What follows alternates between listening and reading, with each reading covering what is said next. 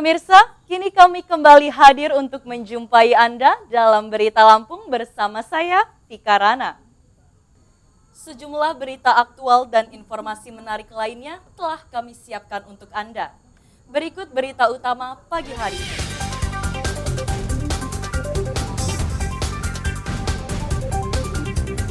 Dua bocah laki-laki kakak dan adik di Panjang, Bandar Lampung tewas tenggelam di kolam milik Pelindo.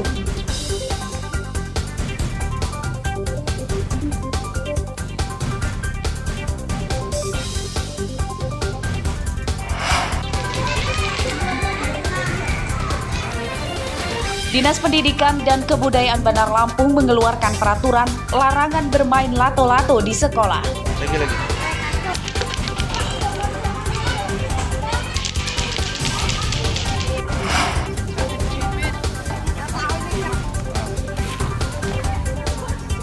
Harga cabai di Bandar Lampung naik lagi tembus Rp100.000 per kilogram.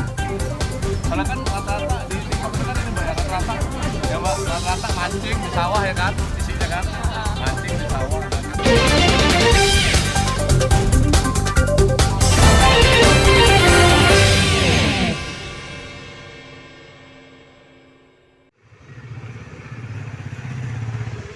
Dua bocah laki-laki kakak dan adik di Kelurahan Panjang Utara, Kecamatan Panjang, Bandar Lampung, tewas tenggelam di kolam penjernihan air milik Pelindo.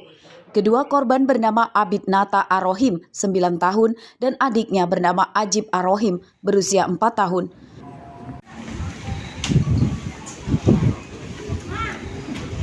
Abid dan Ajib tenggelam saat bermain di sekitar kolam bersama sejumlah teman-teman seusianya. Lokasi kolam tak jauh dari rumah mereka. Abid dan Ajib diketahui tenggelam setelah warga mendengar teriakan teman-temannya yang meminta pertolongan. Saat dievakuasi warga, Abid dan Ajib sudah tidak bernyawa lagi dan langsung dievakuasi ke rumah duka. Adiknya dulu. Nah, terus? Kakaknya menolong. Iya, kakaknya nolong. Tapi emang kakaknya ada di sini juga? Orang posisinya orang 4 itu. Oh, orang Pak. Terus proyek ini punya siapa sih? PC. Oh, punya Pelindo. Ini dibiarkan gini ya, nggak ditutup? Belum. Sekitar jam setengah 9. Setengah 9 pagi. Ya, 9 pagi, setengah 9 pagi, jam 8.30. Oh, itu ditemukan di sekitar Di proyek. di proyek. Nah, Setelah yang menemukan berapa orang? Pak? 2 orang. 2 orang. Usai ditemukan itu Pak, langsung kita evakuasi atau gimana? Langsung dibawa ke puskes. Puskes Panjang. Nah, puskes Panjang, sampai puskes Panjang dinyatakan bahwa keduanya sudah meninggal. Keluarga menolak jenazah Abid dan Ajib diautopsi. Mereka mengikhlaskan musibah itu. Jeffrey Arifin melaporkan dari Bandar Lampung.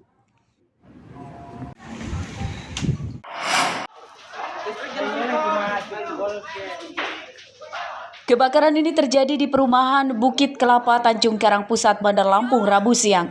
Puluhan warga berhamburan keluar memadamkan api dengan alat seadanya supaya api tidak menjalar ke rumah lain.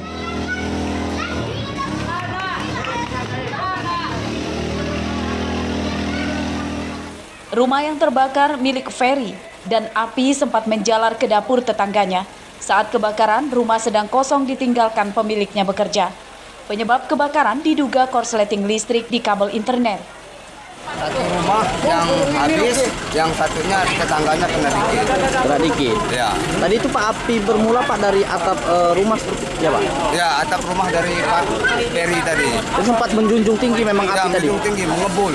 Asapnya mengebul hitam dari rumah Pak Peri. Jadi sempat juga warga untuk memadamkan ya Pak? Ya, sempat juga warga selalu panik karena baru langsung saya telepon pemadam, alhamdulillah pemadam langsung datang. Petugas damkar mengerahkan 3 mobil damkar ukuran kecil sebab jalan menuju TKP sempit. Petugas damkar sempat kesulitan memadamkan api yang membakar dapur sebab tidak ada jalan menuju belakang rumah. Tapi kita masuknya tadi, pas masuk ini karena kita bawa mobil pertama tadi, mobil banteng yang besar, nggak bisa masuk kan yang di depan. Nah kita pakai mobil kecil yang tetap yang kecil. Untuk dari rumah yang terbakar milik Pak ini habis semua ya Pak ya? Habis semua. Isi dalam. Ya, untuk kebakaran kondisi pemilik rumah lagi di mana nih Pak? Lagi kerja. Lagi kerja nih. Yang punya ini. Yang punya lagi kerja. Kebakaran tidak merenggut korban jiwa dan kerugian ditaksir mencapai puluhan juta rupiah. Robi Laste melaporkan dari Bandar Lampung.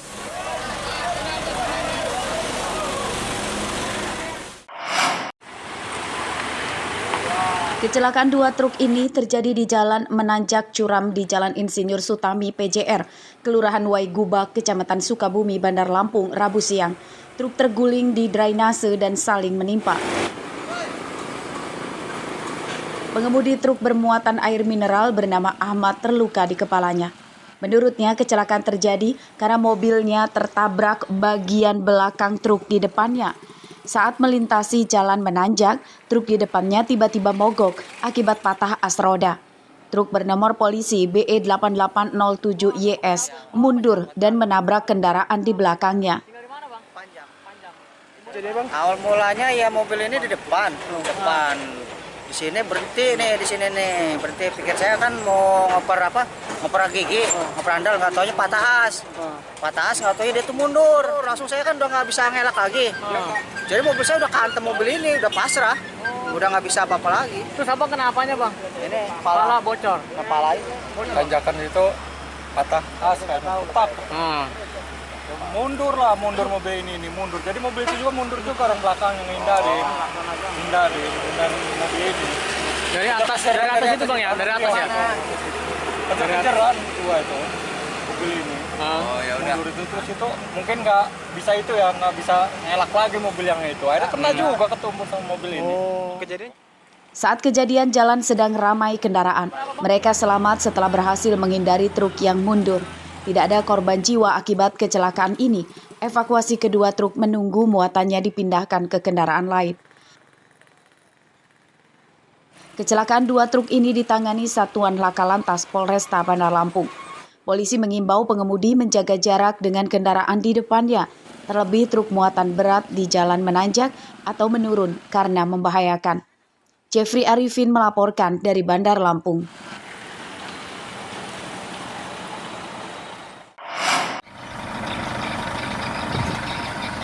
Sebuas-buasnya harimau tak akan memakan anaknya sendiri.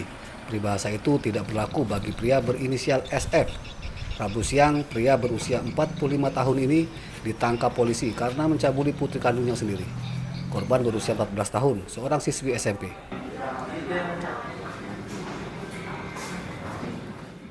SF ditangkap di rumahnya di Gading Rejo, Pringsewu tanpa melawan. Dari hasil pemeriksaan polisi terungkap, SF mencabuli putrinya sejak tahun 2020 lalu. SF mengancam akan menganiaya dan mengusir korban jika menolak kemauannya. Bapak tahu kan kenapa Bapak dibawa ke sini?